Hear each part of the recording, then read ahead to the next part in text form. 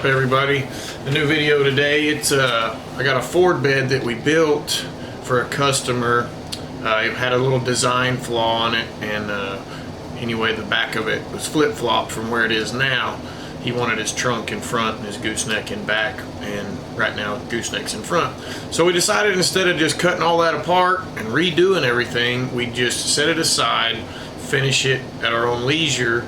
And it's about 85 to 90% completed right now, so I figured I'd make a video, throw it up for sale, see if anybody out there was interested in it. We are going to rebuild that bed for the customer, as we build them to exactly your spec, and we just had a little miscommunication and a design flaw. So if anybody's interested in the bed, give us a holler. We got a new shop number as well, 501-283-RIGZ with the Z.